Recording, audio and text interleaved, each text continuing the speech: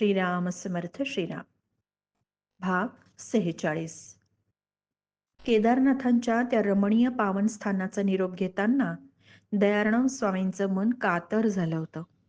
ते सुंदर मंदिर, भोवताली दिसणारे बर्फाच्छादित डोंगर, हिमकडे कोसळताना दिसणारं रौद्र भीषण सौंदर्य, निळसर फुलांची भूमीवरची पखरण, सगळं सगळं आठवत होतं.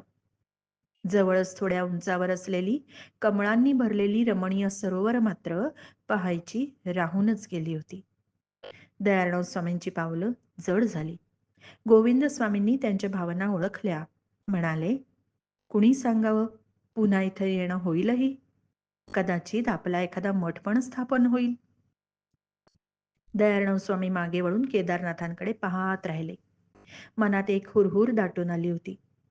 पुढे खरोखरच दयाराम स्वामींच्या 17 मठांपैकी एक मठ केदारनाथ इथे स्थापन झालेला आहे आणि स्वामींचा अत्यंत आवडता शिष्य पद्मनाभ तिथे मठाधिपती झाला.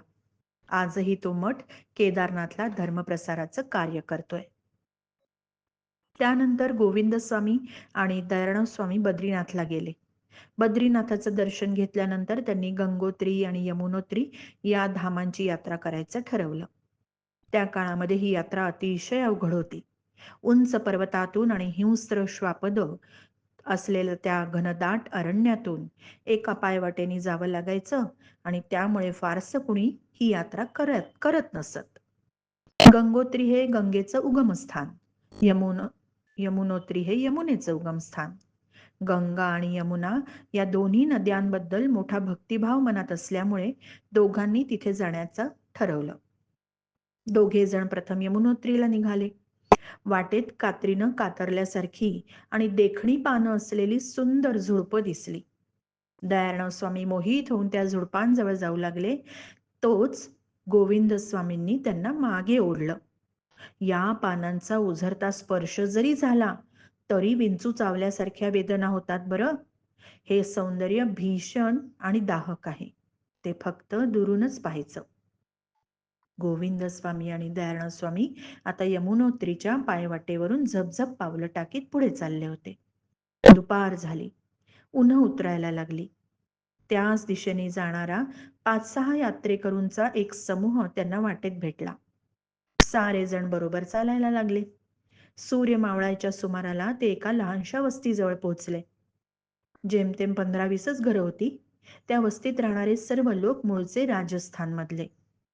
अकबर बादशहाच्या काळामध्ये इस्लाम धर्माची जबरदस्ती झाली म्हणून धर्म वाचवण्यासाठी पळून आलेले ते इथे राहिले होते. बाहेरच्या जगाशी संबंधच नाही. या छोट्या वस्तीत एक शंकराचं देऊळ होतं. यात्रेकरू देवळाच्या ओवरीतच राहिले. मध्यरात्री एक यात्रेकरू एकदम किंचाळून उठला, वाचवा वाचवा. सारे यात्रेकरू दचकून उठले. दिवा लावला तेव्हा दिसलं त्या यात्रेकरूच्या पायाशी वेटोळं घालून एक नाग बसला होता. कोणीतरी काठी उचलली. गोविंद स्वामी झटकन पुढे झाले. त्यांनी त्या लाठीवाल्याला थांबवलं. पुढे जाऊन नागासमोर ते हात जोडून उभे राहिले. निर्भयपणे स्थिर चित्तानं त्याच्याकडे पाहू लागले.